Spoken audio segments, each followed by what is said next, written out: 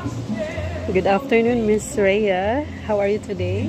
Welcome to Casey's Diary. Kindly tell us something about yourself. My name is Rhea and I'm a mother of two. Been here working in Doha, Qatar for about 11 years now. And for now, that's it. Okay. Please tell us something about your career. Career,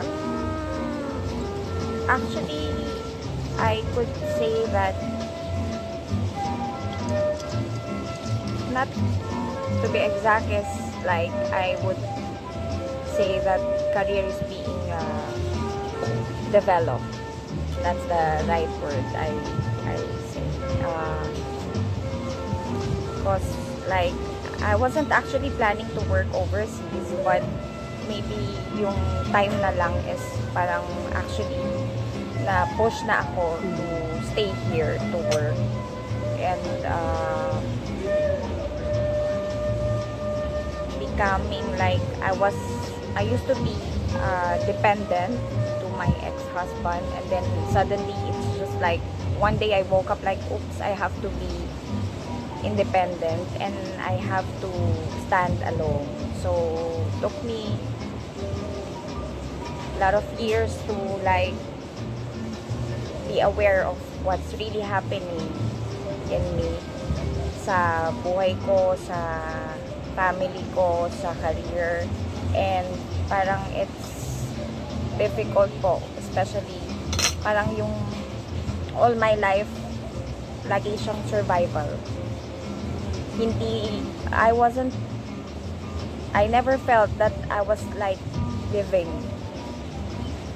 So medyo mahirap, pero thankfully and siguro by the grace of the Lord, yung guidance niya sa experiences ko all throughout these years na pinagdaanan ko, sa lahat ng pain, sa lahat ng chaos, sa lahat ng mga pangit na dumating sa buhay ko. Pero despite all that, I could say na it molded me to become a better, kinder, loving person.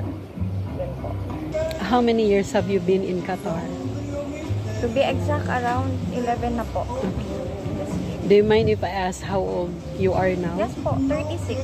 Ah, you don't look like 36 because actually. Parang minsan nga pag natatanong ako kung ano yung age ko, parang laging sinasabi, you don't look.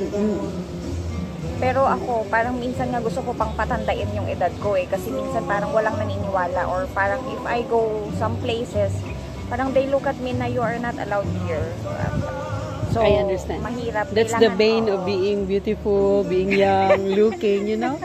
Because somehow, there's an effect. Like, they might be thinking, like, can she do this job? Can she do these things? There are doubts like that. always. There are doubts. Because of, you know, maybe there are people who might be thinking, maybe she is better off being an actress or being a model or something. You know what I mean, right? When I was a kid, and my mom, when she was still alive, she used to make me a lot of like beautiful dresses because she works as a managing supervisor in Philippines. Yes, yes. So, yung mga dresses ko, yung mga damit ko, parang lagi siya. And parang meron siyang ginawa na sumali ako ng Little Miss Philippines. Kaya lang di na siya natuloy kasi nga my mom passed away. You know what? You were saying that you are experiencing like a lot of trials and, you know, struggles in life, shall we say? Those are challenges. We will not say that those are struggles or trials. Better to say that these are challenges. Okay. But despite that one, you look strong. I know, and you are exuding the quality of an independent woman, strong. Knowledgeable about everything.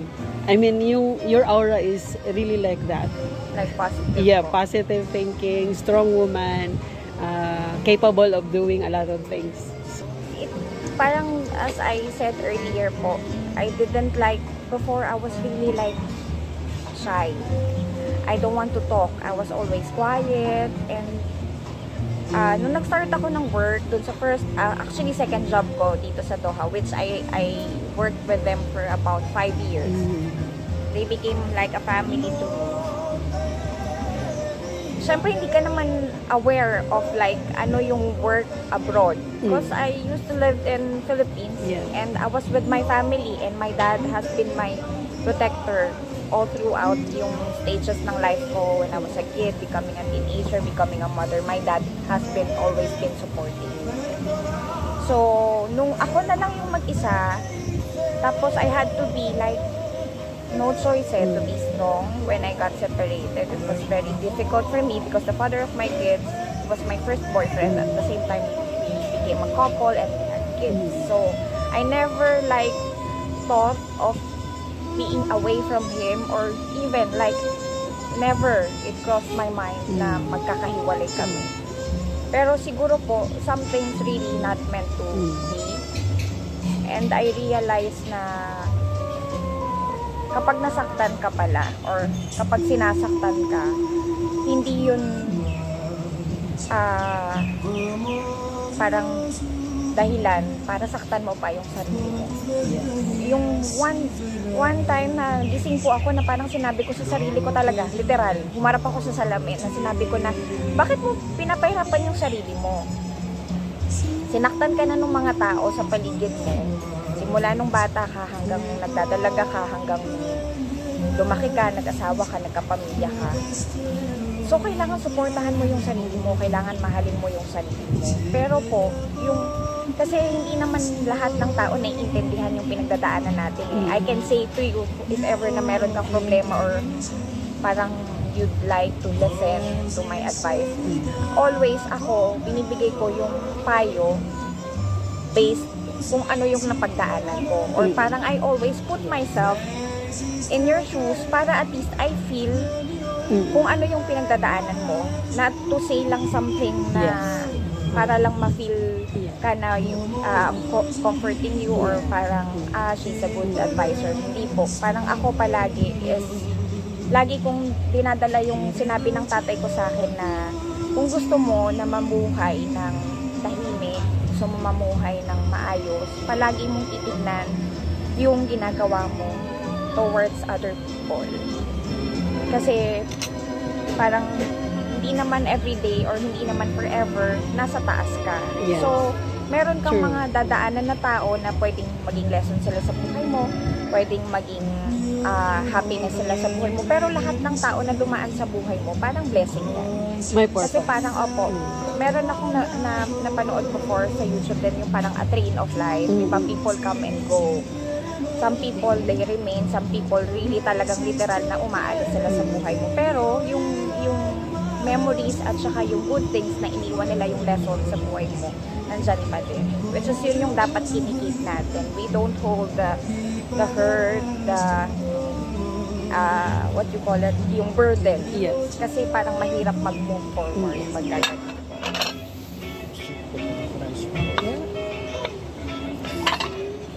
So just focus on holding on to positive memories rather than the negative. Saka you forgive po. You forgive other people at the same time you forgive yourself. Kasi if you don't forgive yourself, mahihirapan ka mag-move on. And kung meron ka man mga nagawang mali, you don't have to like let other people know na nagkamali ako or ano. As long as you pray, and after that, you learn from it. You don't continue doing the same pattern. You don't continue the same cycle.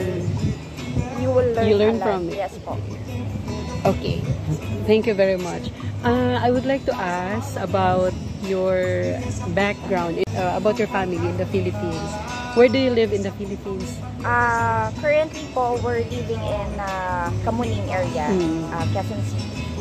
And my father is ex-Philippine military. And then, kinuha siya ng grandfather ko, ng late grandfather namin to transfer, parang mag-police na lang siya. Kasi may story din behind it, which is I cannot disclose. How about your mom? My mom po, she's a beautiful woman. She passed away when I was 4. And that, yung effect nun sa akin at saka sa mga kapatid ko. Because I was 4 and we were 4. I have 3 brothers.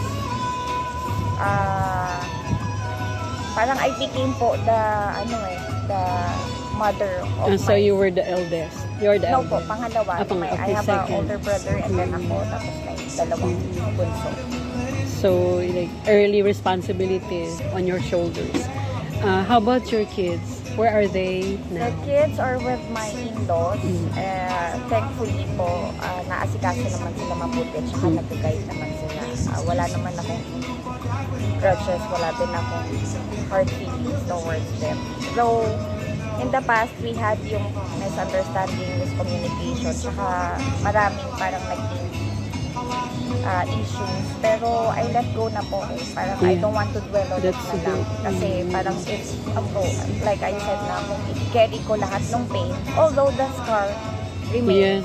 When you remember some sad memories, parang yung pain mo, parang minsan na nabubuksan eh. Pero pagka yung dumadating ako sa point na ganun, parang like ko sinasabi na, it's not worth it. Like letting go, move on and Kasi letting no go. matter what you do, parang you cannot please everybody. Exactly. And not all people will like you. Kasi sometimes we expect na parang I feel okay naman na, parang I feel normal naman na, bakit parang yung mga tao sa paligid ko, they don't like me. Don't think na ikaw yung may problema. Kasi hindi natin alam kung ano yung dinadala nila, hindi natin alam kung ano yung mga pinagdadaanan nila. Kasi before po parang naging ganun ako na parang, kasi nga si Papa, parang lagi akong apple of the eye. Parang kahit galit yung tatay ko, kahit na mainit yung ulo niya, pag nakita niya ako, parang lahat na aalis. So, kasi nasanay ako na ganun. So, parang feeling ko, kapag ka nakikita ko ng mga tao sa paligid ko, baka ganun din yung mangyayari. Yeah, which is parang hindi ganun yung, kasi may mga tao na parang in your face, they're good to you, they're kind to you, they say nice words to you, pero behind your back, it's not. And deep inside them, it's not really. Hindi yun yung nararamdaman nila towards you, hindi yun yung gusto nilang sabihin in front of you. They have something else behind their minds, which is parang yun yung unti-unti pong anong tawag dito, parang unti-unting natututunan ko. Realizations in life. I would like to ask now, what are your plans, if you want to see, if it's okay with you to share, what are your plans for the next 5 years, 10 years? Honestly speaking po, plans, parang hindi ako yung ganon. Parang I'd like to do things spontaneously. Like, whatever happens, it happens. Kasi parang, sometimes we get disappointed po. Like, for example, we plan these things, 1, 2, 3. Like, for example, in 2 years, I'd be in another country. Pero, something happened na hindi mo na-achieve yung plan na yon. So, parang you get disappointed, you get frustrated, and then you will get depressed. So, ako po, parang what comes around, face it. If it didn't happen the way you are expecting it, face it. No matter what happened, everything that you are facing, you have to face it strongly and mindfully. Kasi, parang, minsan parang, sana, pagdating ng ganito, pag nakakita tayo ng mga nangyayaring magandang bagay sa ibang tao, parang we want to draw ourselves the same thing na nangyayari sa kanila eh. Yeah. Pero hindi natin nare-realize na parang we should be the one to draw things and plan things for us, and then we should go do something about it to make it happen. Kasi pag hindi, parang if you're going to rely on other people or the people around you, pag hindi nila nagawa yung, or hindi nila na reach yung expectations mo, Yes. then That's what I was yung trying to say. maaapektuhan. Expectations could somehow hurt us in the end if these expectations do not become reality. Going back po dun sa question ninyo, parang how do I see myself maybe in 5 Yeah. years. Hopefully po, I'd be out in Qatar because I'd like to try new things. I'd like to meet other people. Kasi yung experience ko dito sa Qatar, parang masyadong painful. Okay. When I was in Philippines, it was also painful. Like, during my childhood, yung memories ko po, families, relatives ng mom ko, relatives ng tatay ng mga anak ko, which is, I do respect them. Pero yung pain kasi, no matter what you do, nandyan siya eh. parang siguro tulog siya. Pero minsan kapag ka na-touch ka or you hear something from other people, their stories, you feel it. Yes. Na nandyan pala siya, hindi siya nawawala. So, yun po, yung parang gusto ko lang, if ever, 5 years in God's willing na parang I can start new life. Yeah. Like my loved one, na away na from all the pain, all the hurt. Yung sana masaya na lang. Yeah. Hindi na yung, kasi yung panahon ngayon, parang always there's competition. Parang I'd like to be the best, I'd want to be the supermodel, I want to be the prettiest, I want to be the most intelligent, I don't want to be in the limelight. Gusto ko po yung tahimik na lang, gusto ko lang, ngayon parang ang sinasabi ko kapag kasi sa workplace, minsan di mo maiwasan you're going to clash with your co-workers, sometimes with your like managers, pero sa supervisors akin po, like lagi kong sinasabi na parang I didn't come here to make friends. I come here to work, do my job, get paid, and go home. Kasi at the end of the day, hindi mo naman sila kaibigan eh. Exactly. Hindi, even nga family natin, parang nakakaaway pa natin, nagkakaroon pa tayo ng misunderstanding eh. So, what yung sa akin is yung parang natutunan ko po is kailangan mo talaga mag-rely sa sarili mo, hindi sa ibang tao. Kasi ikaw at ikaw lang gagawa ng paraan para maalis ka dun sa situation na kung ano yung ayaw mo or ayaw mo nang balikan, huwag mo nang gawin. Avoid mo na. Kung alam mo na papunta ka na naman dun, kasi minsan mo parang, it's becoming a cycle. Yeah. So, you have to cut it out, get your shit, straight, para hindi ka na bumalik dun sa ganong sitwasyon. Yung pinagdaanan ko dito, hindi kung siguro sa iba or minsan yung kapag nag-open ako dun sa mga trusted few people, when they hear my story, parang lagi nilang sinasabi na kung ako yan, hindi ko kaya. Kung ako yan, baka napalong na ako. Pero hindi mo pa rin masasabi. Kasi hindi mo alam, hindi mo kontrolado, or hindi mo pwedeng sabihin na hindi ko kaya. Kasi when I look back, doon ako naniwala po na may Diyos talaga.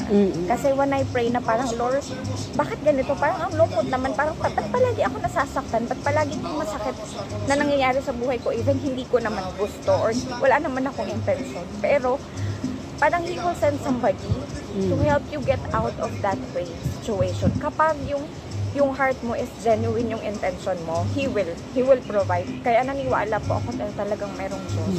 Kasi nung mga time na dumating ako sa point, this case na parang hindi ako makakain yung mga ganito. I don't have nice clothes. Hindi din ako, parang meron akong experience din na parang they took me to a fancy restaurant. Was this in the Philippines? Yeah. Okay. When I was in the Philippines. And then, because I was surrounded with my in-laws, yung feeling ko na parang na-left out ka, hindi lang yun eh. Yung parang naramdaman mo talaga na parang naapakan ka. Yeah. Kasi they took me in a restaurant and I was with my baby, nagbe-breastfeed ako noon. Then, inabutan ako ng 10 reals, which is parang around 100 pesos po. Sorry, naiyak na. No problem.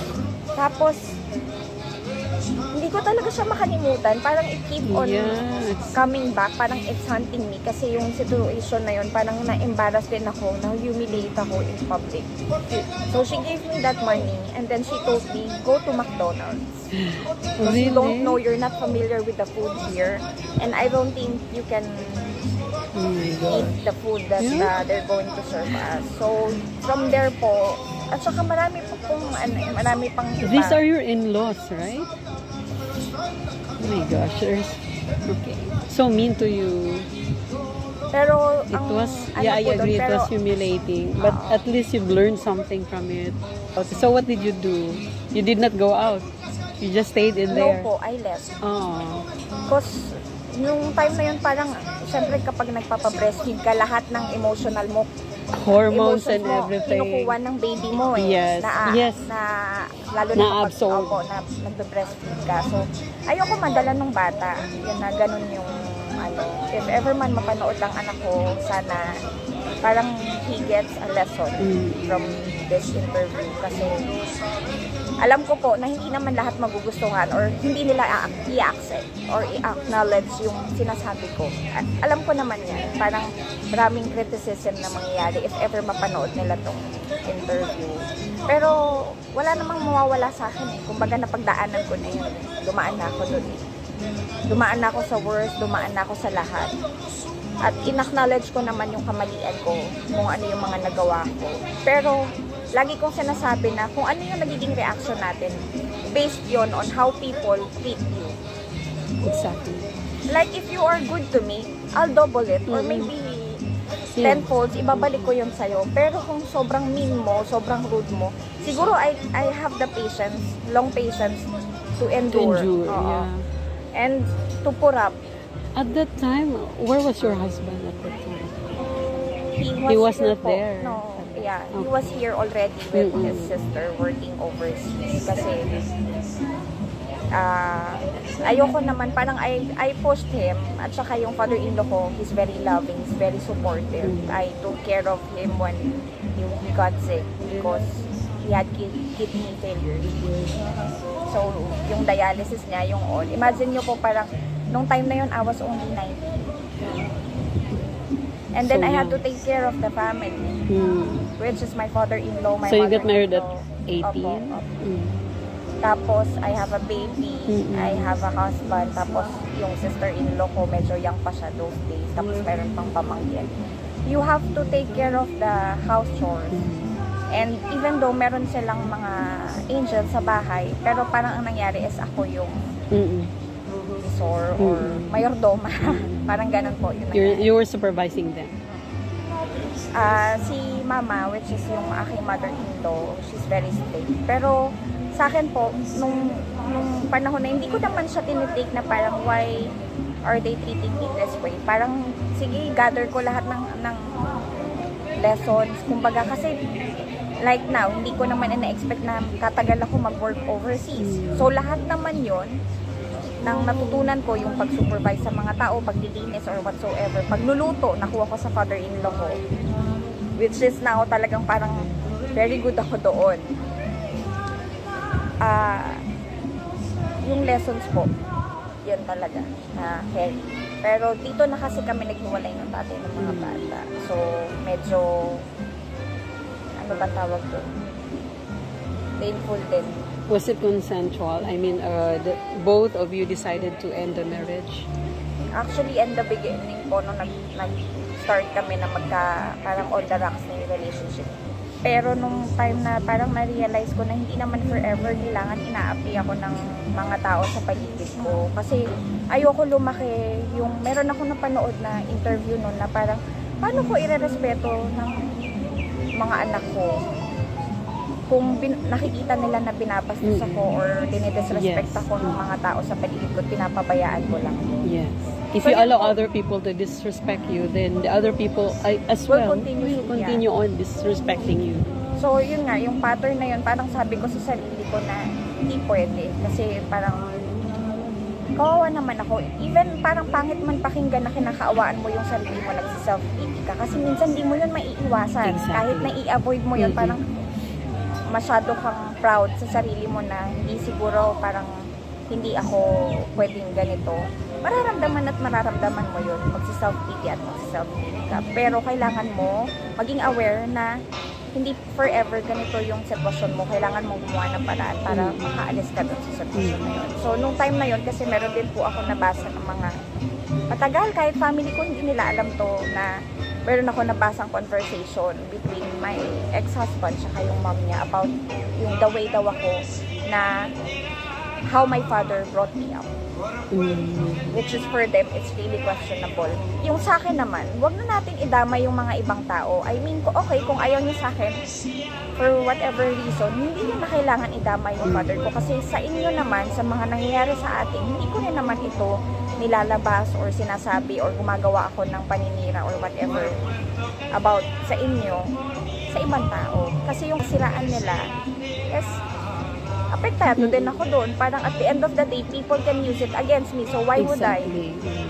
Diba? Yung tatay ng mga bata, yung time na nagkakagulo na, hindi din ako gumawa ng way na parang ikasira niya. Kasi at the end of the day, may mga bata na inosenteng madadamay.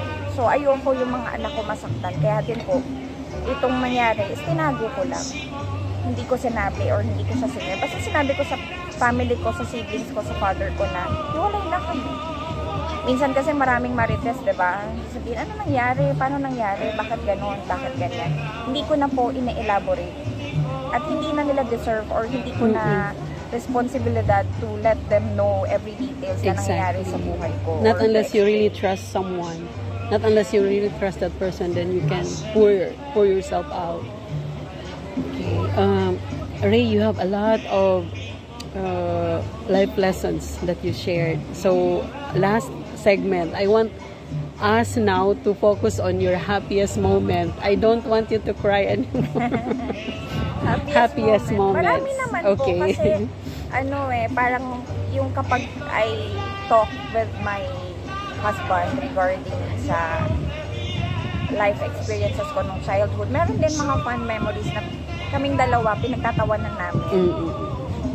At ako, kasi marami din po akong parang natutunan. So, yung mga fun memories na yan, hindi ko siya maisa-isa kasi marami siya talaga. Pero yung pinaka parang huge blessing na nangyari sa buhay ko is yung to meet po yung mga tao na tumulong sa akin to stand on my own. Parang they believe in me, they never judge me, they never question whatever words I tell them or story na sinabi ko sa kanila. Kasi yung sinasabi nila is, hindi mo na kailangan yung parang kawawa effect para paniwalaan. Exactly. Kasi tignan lang namin yung mga mata mo, it says a lot eh. I remember po yung aming, yun yung pinaka, ko, ina-admire ko at saka nililook up ko na person sa buhay ko, yung aming former country manager. Kasi he's been very supportive sa lahat po ng endeavors ko sa buhay. Parang lagi niya sinasabi na, when are you gonna come here in my office to ask favor for yourself? Because every time you come here, you ask me for help, but for other people. So, yung ganun po, tsaka lagi niya sinasabi na, I don't care what other people say. I know who Ria is. Yun po yung parang until now, hindi ko makalimutan. At saka until now, kahit na ilang years na kami, parang 7 years na kami na walang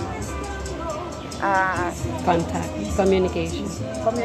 Hindi po, we communicate time to time, pero hindi na po kasi sila nagre-visit sa Doha, nasa Europe sila. So, pagka yung makikita ko or tatawagan nila ako na sasabihin nila na we know that you are strong but it's okay to be weak sometimes. Kasi parang lagi nila sinasabi na natuto ka na lang na na parang maging strong palagi. You are forgetting na you can be vulnerable then. You can be soft then. So sometimes think about yourself. It's okay. Don't feel guilty. So minsan magsasend sila ng something for me na don't feel guilty that you have it. You deserve it. Sila po yung mga tao na parang naniwala sa akin na kaya ko at saka walang hindi kakayanin basta ikaw ay determinado.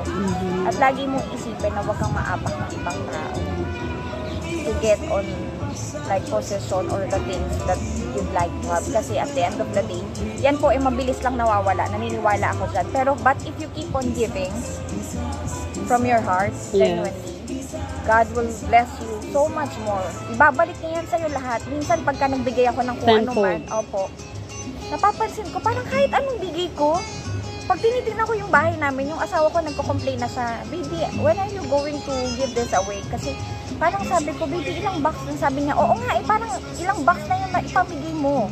Lagi ka namimigay sa mga kaibigan mo ng gamit or damit mo or kung ano man yan. Pero, still, parang hindi na namin alam kung saan ilalagay. Tapos ngayon, parang we are talking about, last night we talked about it. Yung kung if ever na ibigay ni God, sana magka-baby kami. Kasi parang we are parang picturing na yung future na meron kaming maliit, kung ano yung itsura ng baby, kung sino ba yung kamukha, kung gaano ka-smart, kung kasing perky ko daw ba, or kasing kulit niya. Yung mga ganun po. Is he from the Philippines or other No po, other. Okay, other nationality. Okay. Saka parang, pag sinasabi ko nga sa kanya, I never thought that I'd be with, you know,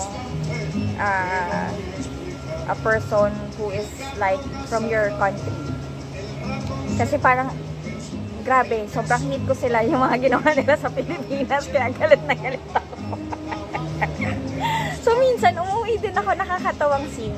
I-share ko lang. Umuwi ako from work, I was really like cranky.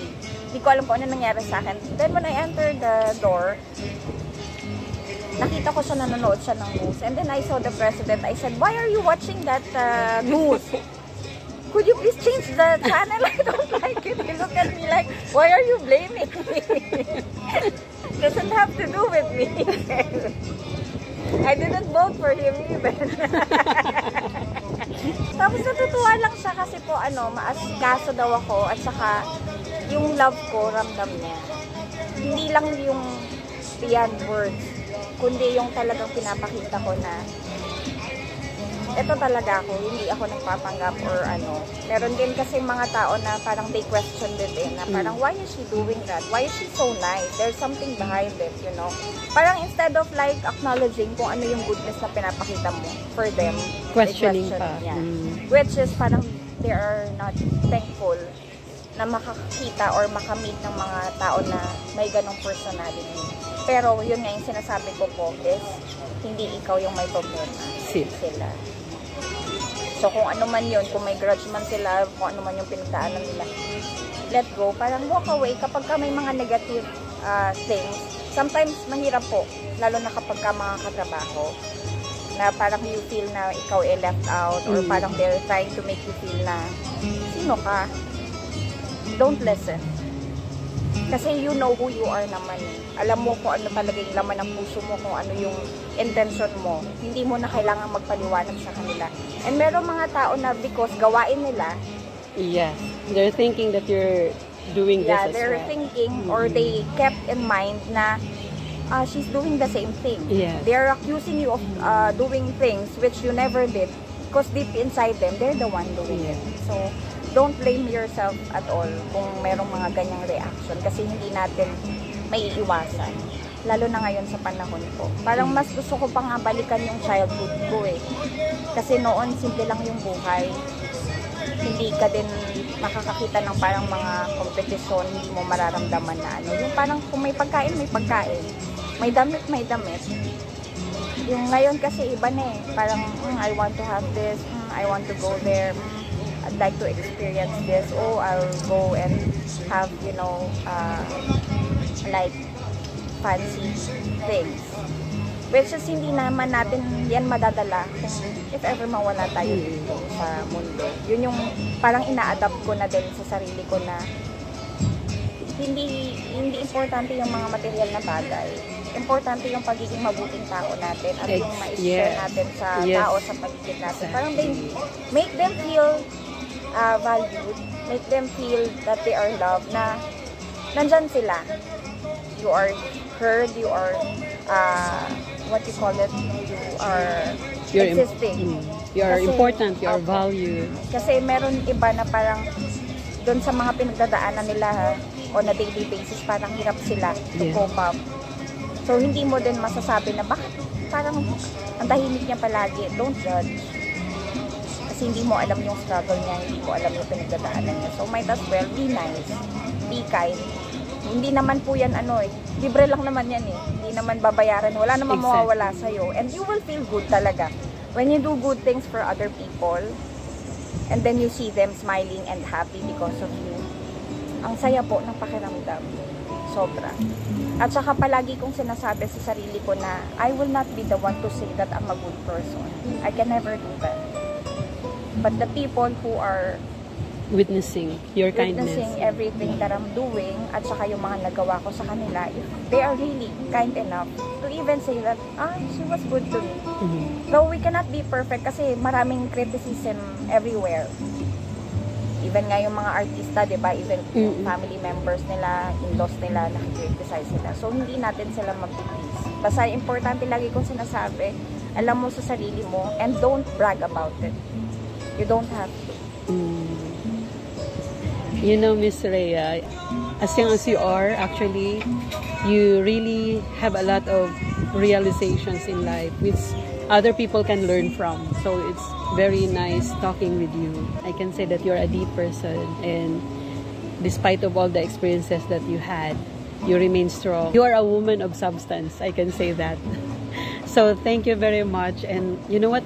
For me, I think this is one of the best interviews that I had. So if not the best, I can say that. Thank you very much for your time. Thank you, Miss Casey.